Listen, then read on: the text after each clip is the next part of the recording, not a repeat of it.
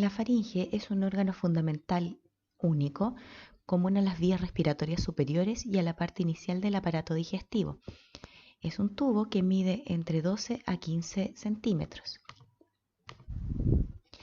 La faringe entonces es un conducto músculo-membranoso que se extiende desde la base del cráneo por arriba hasta la sexta vértebra cervical por abajo. Su techo está conformado por el hueso efenoides y la porción basilar del occipital, mientras que su piso corresponderá a la altura de C6, coincidente con el extremo inferior del cartílago cricoides. Se continúa por debajo hacia el esófago. Dentro de sus límites anatómicos hacia anterior, la faringe se va a encontrar con las coanas hacia el sector superior. En el sector medio se va a encontrar con el velo del paladar y el istmo de las fauces, y hacia el inferior se va a encontrar con la laringe. Ustedes pueden ver entonces que con una flecha diferente color se están indicando de las diferentes zonas que van a ser las paredes anteriores de la faringe. Si estos mismos límites anatómicos los vemos desde atrás, vamos a ver en la parte superior las coanas, donde se alcanzan a percibir el tabique, que separa ambas fosas nasales, y los cornetes medios e inferior. Se ve también el velo del paladar, el istmo de las fauces, el aditus laringio, que es el ingreso a la laringe, y el cartílago cricoides hacia abajo.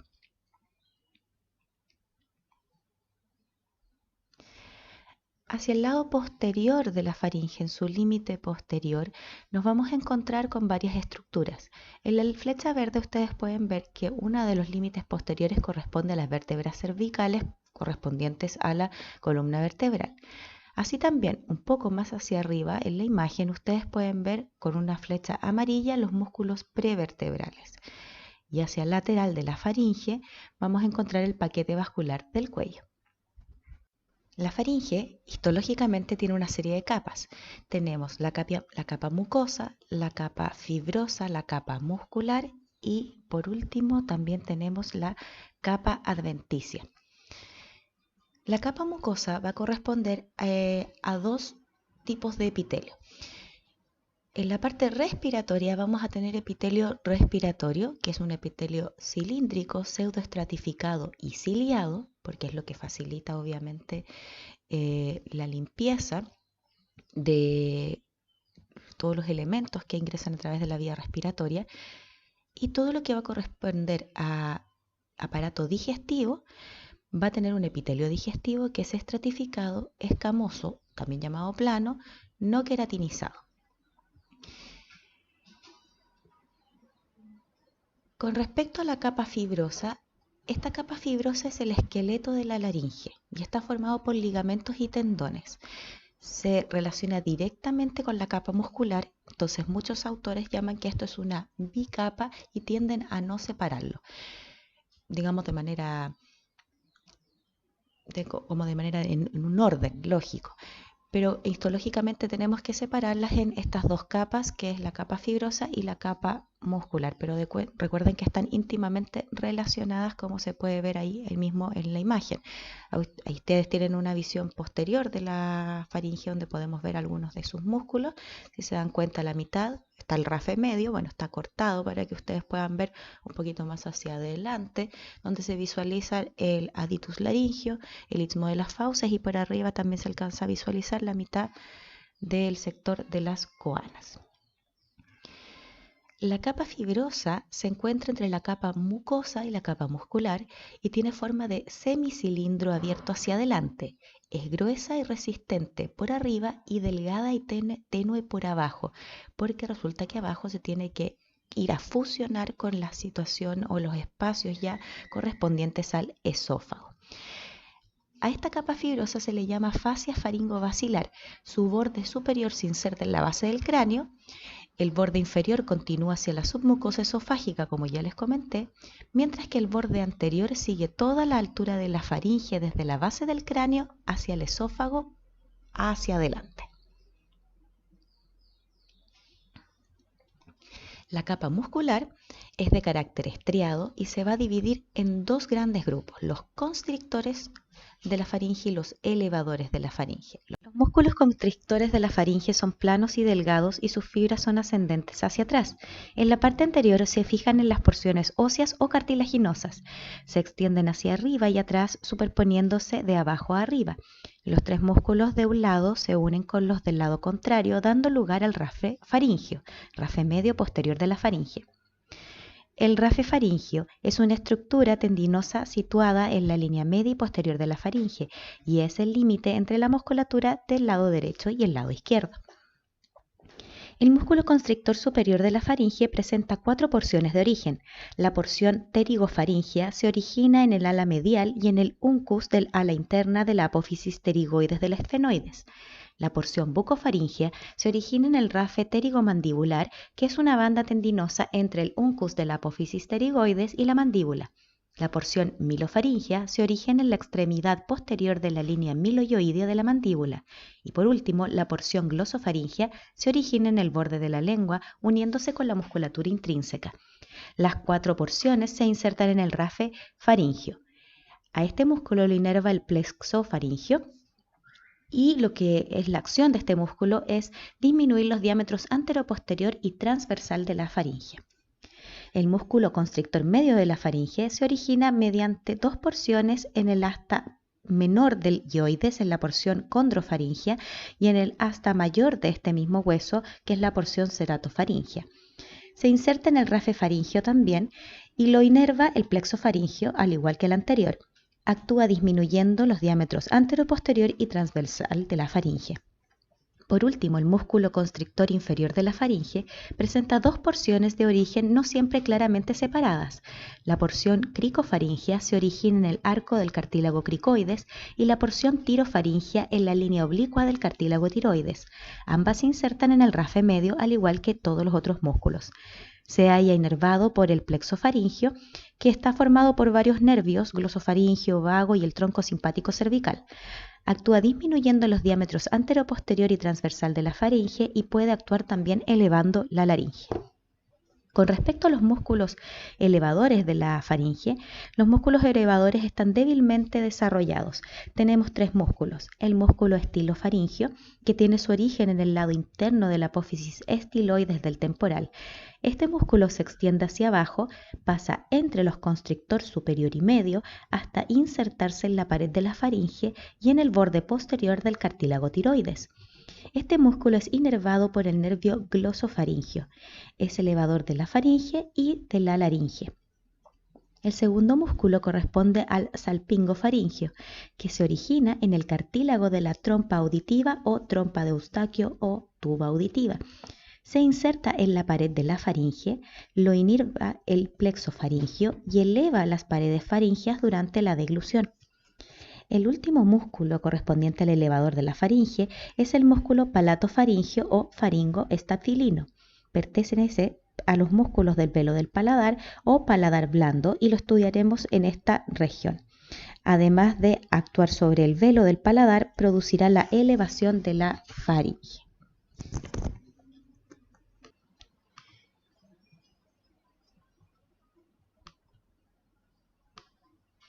Por último, la capa adventicia corresponde a una aponeurosis bucofaringea.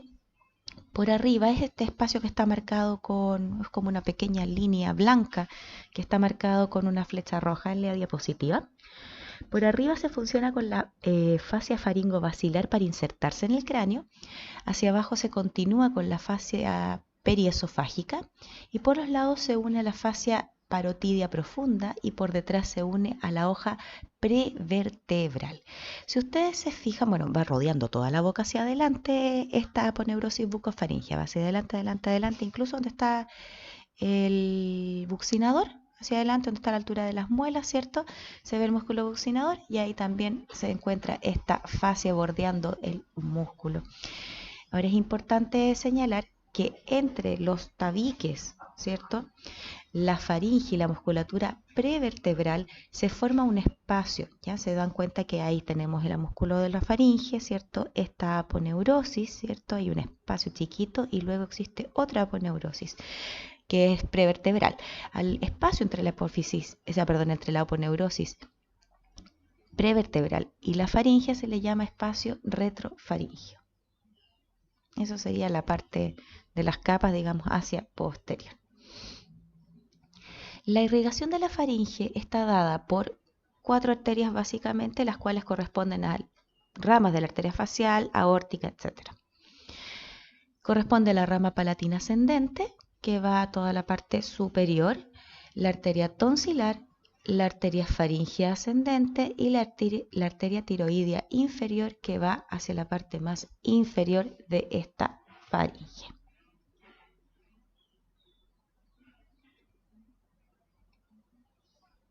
La faringe tiene diferentes divisiones de un modo de vista más bien anatómico. Tenemos primero la nasofaringe, la orofaringe y también la laringofaringe, esto de arriba hacia abajo. Podemos ver entonces en la imagen que les estoy mostrando las diferentes secciones, tanto de un corte lateral como de un corte, digamos, frontal. Lo que estamos viendo entonces en la imagen hacia lateral, vemos entonces los diferentes cortes, el naso, bucofaringio o orofaringio y la parte laringofaringe o hipofaringe, y en el otro lado, también en la otra imagen, vemos en color rosado, la sección de rosado, lo que corresponde a nasofaringe, orofaringe en verde, que es un espacio más bien chiquito, y la laringofaringe o hipofaringe, que es esta sección más grande de color celeste. Vamos a hablar entonces ahora de la primera sección, que corresponde a la nasofaringe. La nasofaringe se extiende desde la base del cráneo y el paladar blando hacia posterior. La nasofaringe se entiende como el tramo comprendido entre la base del cráneo y el paladar blando.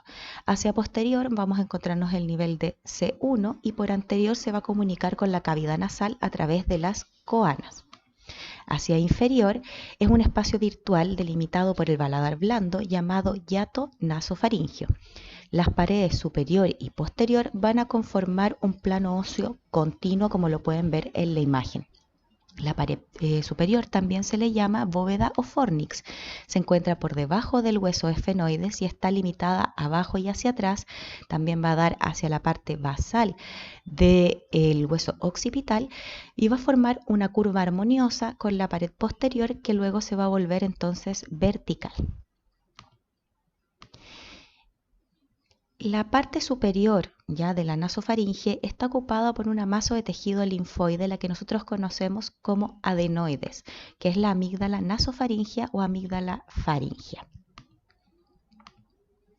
La pared lateral posee la comunicación de la tuba auditiva. El rodete tubario es la elevación superior. El pliegue anterior de esta elevación superior es el pliegue salpingo-palatino, mientras que lo que va hacia atrás se llama pliegue salpingo-faringio. Más hacia posterior se encuentra el receso laringio, que contiene las amígdalas tubáricas. Continuaremos entonces con la orofaringe. La orofaringe es el espacio entonces que queda directamente relacionado con la cavidad oral. En su pared anterior está limitada entonces al borde anterior del velo del paladar o al arco palatogloso. En su pared lateral se van a encontrar los pilares anterior y posterior del velo paladar, y entre ellos va a estar la fosa amigdalina, que alberga la amígdala palatina.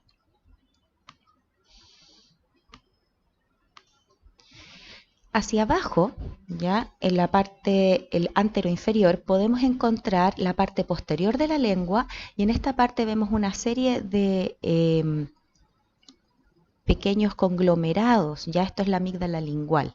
Más hacia atrás, si ustedes se fijan en la imagen, estamos viendo el dorso del cartílago epiglotis, y este está unido a la base de la lengua por unos repliegues que se llaman pliegues glosoepiglóticos.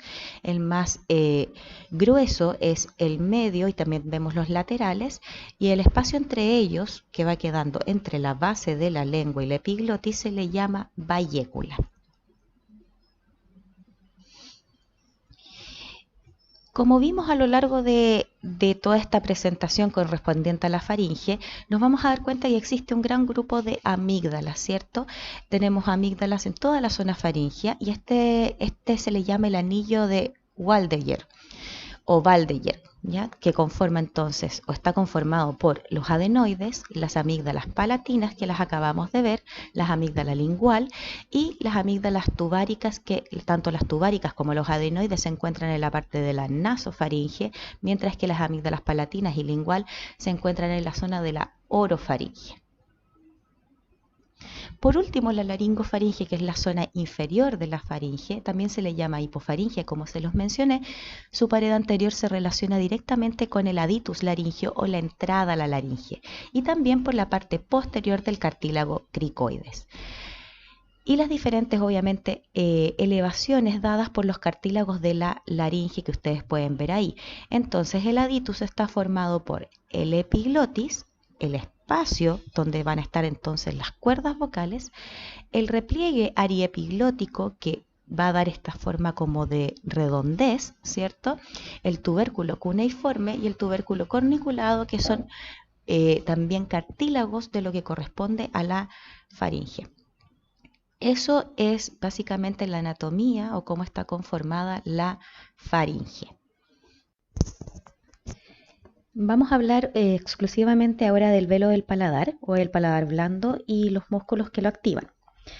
El paladar en general constituye el suelo de la cavidad nasal y el techo de la boca. El paladar está formado por dos partes, el paladar duro u óseo y el velo del paladar o paladar blando. El paladar duro ocupa los 2/3 anteriores y el velo del paladar el tercio posterior.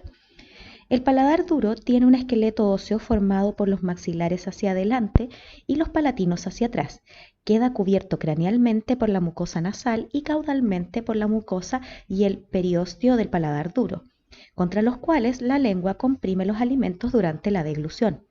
El velo del paladar o paladar blando es una formación fibromuscular movible que continúa posteriormente al paladar duro. Constituye entonces una separación parcial entre la porción nasal y la oral de la faringe. Cierra el istmo de las fauces o istmo faringio durante la deglución.